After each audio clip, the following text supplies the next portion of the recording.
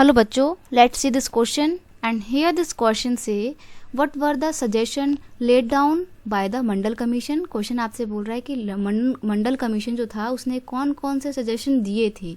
इस क्वेश्चन को कुछ इस तरीके से भी पूछा जा सकता है, mention the recommendation of the Mandal commission. Mandal commission के रिकमेंडेशन को बताइए।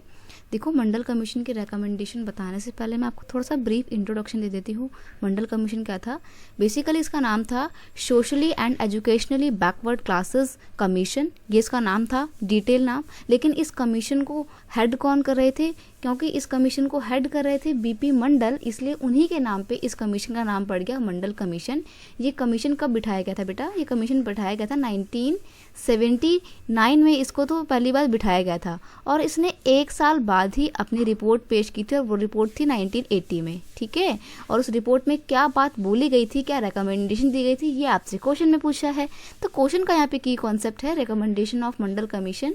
अब रिकमेंडेशन क्या थी? देखिए, दो रिकमेंडेशन थी। Number 1, In its report, Mandal Commission recommended 27% reservation in government jobs and the government college admission। यानी कि सरकारी नौकरियों में और गवर्नमेंट कॉलेजेस में एडमिशन के टाइम पे जो socially and educationally backward classes हैं, यानी कि जो ओबीसी लोग हैं, उनको 27% का रिजर्वेशन दिया जाएगा। ये रिकमेंडेशन थी पहली।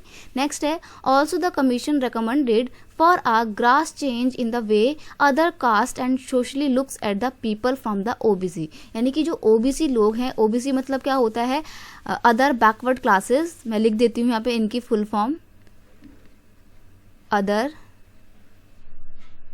बैकवर्ड